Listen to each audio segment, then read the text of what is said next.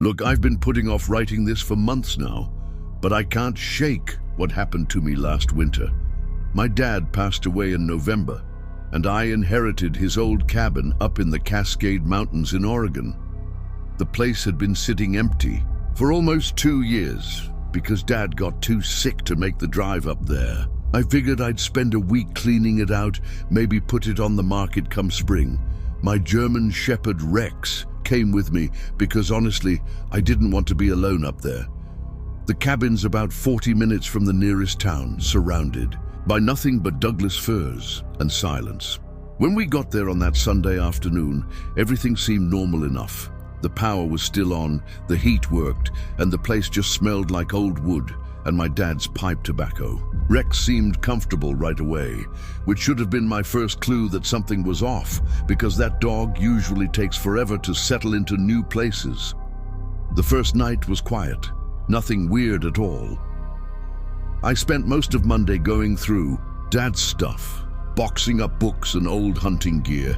Rex kept me company, wandering around the cabin and sniffing everything like dogs do. It wasn't until Tuesday morning that I noticed the footprints. I let Rex out for his morning business, and that's when I saw them in the snow near the tree line. They were huge, way bigger than mine, and they had this weird shape to them. Not quite human, but not animal either. The toes were too long, and there were only 4 of them on each foot. They led from the forest right up to about 20 feet from the cabin, then just stopped, like whatever made them had been standing there, watching the place. I called Rex back inside real quick and tried to convince myself it was just a bear or something, but deep down I knew those weren't bear tracks.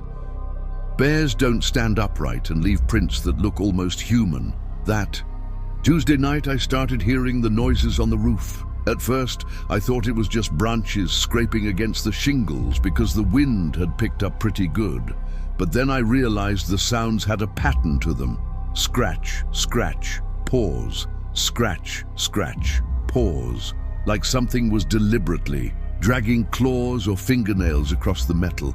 Rex heard it too and started whining, pacing back and forth in front of the door. I grabbed Dad's old flashlight and went outside to check, but I couldn't see anything up there. The scratching stopped the second I stepped onto the porch. I walked around the whole cabin, shining the light up at the roofline, but there was nothing. No branches hanging over the house, no animals, nothing that could explain what I'd heard. When I went back inside, Rex was hiding under the kitchen table, which really freaked me out because that dog isn't scared of anything. The scratching started up again around midnight and went on for about an hour before it finally stopped. Wednesday morning brought more footprints, and this time they were everywhere. Around the cabin, near the windows, even right up on the porch. Steps. Whatever was making them had gotten bolder during the night. The prints were so clear in the fresh snow that I could see details that made my stomach turn. There were what looked like claw marks at the end of each toe, deep gouges in the snow that went down to the frozen ground underneath. I took pictures with my phone, thinking maybe I'd show them to someone back in town, but when I looked at the photos later, they just looked like weird shadows and blur marks. Nothing that would convince anyone of what I was seeing with my own eyes. Rex wouldn't even go outside for his bathroom breaks anymore. I had to practically drag him off the porch, and he'd do his business as fast as possible before bolting back to the door. That's when I started thinking maybe I should pack up and leave, but something stubborn in me wanted to figure out what was going on. I wish now I'd listened to that first instinct. Wednesday night was when I first saw it. I was sitting in Dad's old recliner, trying to read one of his hunting magazines to keep my mind off things, when Rex started growling low in his throat. Not his usual warning bark, but this deep rumbling sound I'd never heard from him before. The hair on his back was standing straight up, and he was staring at the big picture window that faced the forest. I looked over, and at first I didn't see anything except the tree line about 50 yards away. Then my eyes adjusted to the darkness outside, and I saw this shape in one of the tall pines. It was way up high, maybe 30 feet off the ground, crouched on a thick branch, like it weighed nothing at all. The thing had to be at least 7 feet tall, even hunched over like it was. Its arms were way too long for its body, hanging down, past where its knees should be. I couldn't make out details of its face from that distance, but I could tell it was looking right at me through the window, just sitting there, perfectly still, watching. I don't know how long we stared at each other, but it felt like forever. My heart was pounding so hard I could hear it in my ears, and my hands started shaking. Rex was pressed against my legs, still making that low, growling sound, but he wouldn't take his eyes off the window either.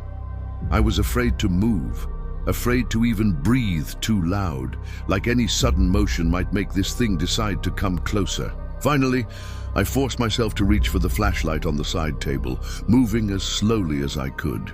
The second I clicked it on and pointed the beam toward the tree, the thing was gone, just vanished, like it had never been there at all. But the branch was still swaying back and forth where it had been sitting, and I could hear something moving. Through the trees, branches cracking and snapping as it moved away from the cabin. Rex stopped growling but kept whimpering and wouldn't leave my side for the rest of the night. I didn't sleep at all. Thursday morning, I found handprints on the outside of that same window. Not normal handprints, but these long, thin impressions in the frost that had formed overnight. The fingers were at least twice as long as mine, and there were only 4 of them on each hand, just like the footprints. They were pressed right against the glass, like the thing had been standing there, looking in while I slept. The thought of it being that close, maybe watching me for hours, made me feel sick to my stomach. I tried to wipe them off, but they seemed burned into the frost somehow. Rex wouldn't even go near that side of the cabin anymore. He'd walk around it in a wide circle whenever we went outside, keeping his head down and his tail between his legs. I called my buddy Mike back in Portland, thinking maybe I'd ask him to come up for a few days. But when I started to explain what was happening, it sounded so crazy that I just hung up. Who was going to believe me? I barely believed it myself. That afternoon, I decided to do some research on my laptop while I still had internet. I searched for stuff like strange creatures, Oregon mountains, and unexplained sightings, Cascade Range. What I found didn't make me feel any better.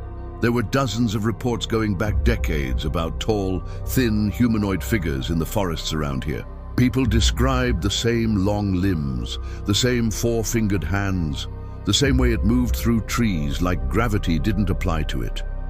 Most of the reports mentioned how these things would watch people from a distance for days before getting bolder, coming closer to houses and cabins. One guy from a few years back described finding the exact same handprints on his windows that I'd seen that morning. His story ended with him abandoning his property and never coming back. By the time I finished reading, it was getting dark again, and I realized I'd made a huge mistake staying this long.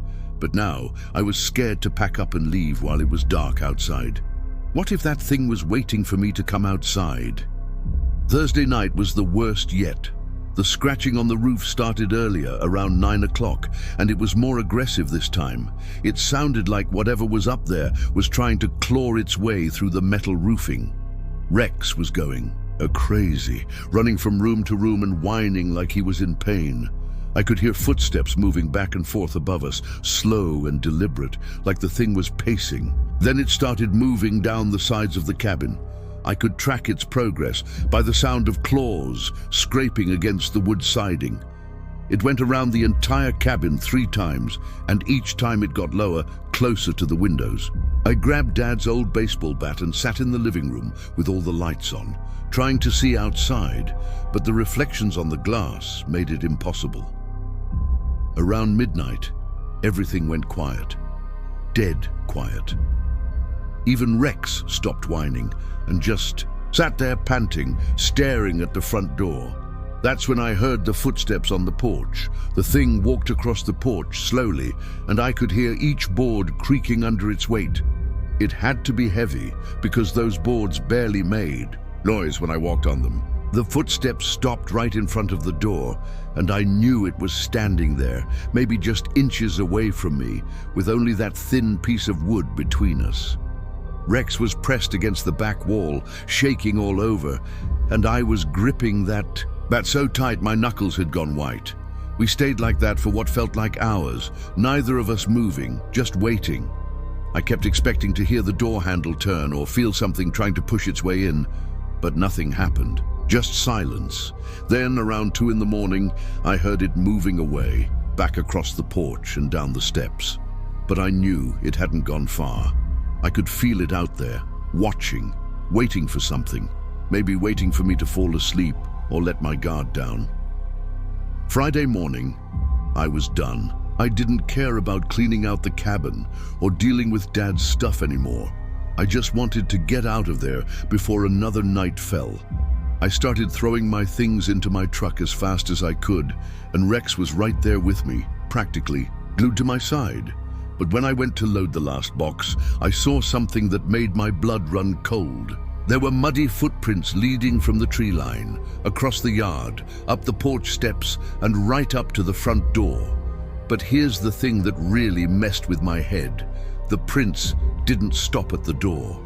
They continued right through. It like whatever made them had walked straight through solid wood. On the other side of the door, the muddy prints continued across the living room floor, over to where I'd been sitting with the bat all night, then back to the door and outside again.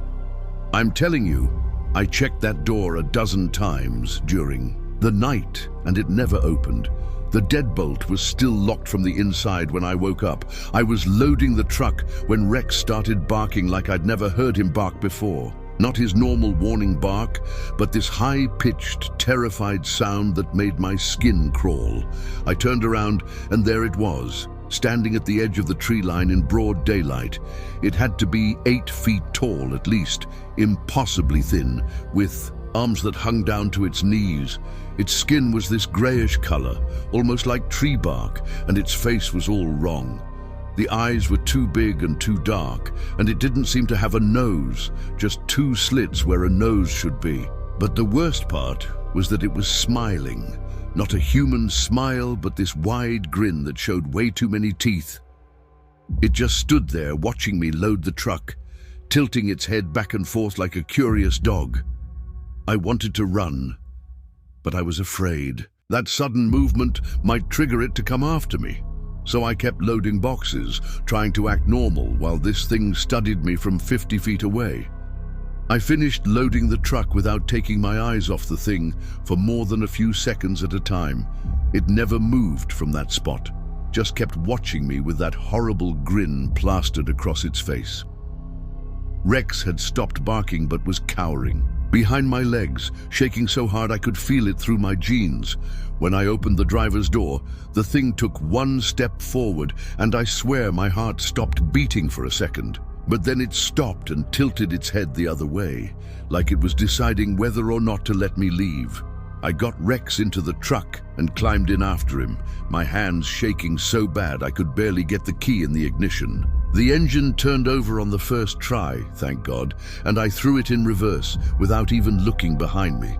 As I backed down the driveway, I kept checking the rearview mirror, expecting to see it chasing after us, or maybe jumping onto the roof of the truck. But it just stood there, getting smaller and smaller, until the trees blocked my view of it completely. I drove straight through to Portland without stopping, doing about 80 the whole way down the mountain. Rex didn't calm down until we were at least an hour away from the cabin, and even then, he kept looking back like he expected that thing to come crawling through the rear window. I never went back to get the rest of Dad's stuff. I called a local company and paid them to clear everything out and put the cabin up for sale as is. It sold within a month to some developer who wanted to tear it down and build something bigger. I never told the realtor or the buyer what I'd experienced up there. Sometimes I wonder if I should have, but who would believe me? The weird thing is I've tried to research what happened to me, tried to find other people who've seen the same thing, but it's like all those websites and forum posts I found that Thursday just disappeared. I can't find any of them anymore, like they never existed. Rex died about 6 months later. The vet said it was just old age, but I think what we saw up there broke something inside him. He was never the same after that weekend. And sometimes, late at night when I'm trying to fall asleep, I swear I can still hear that scratching sound on my roof, even though I live in a second-floor apartment now.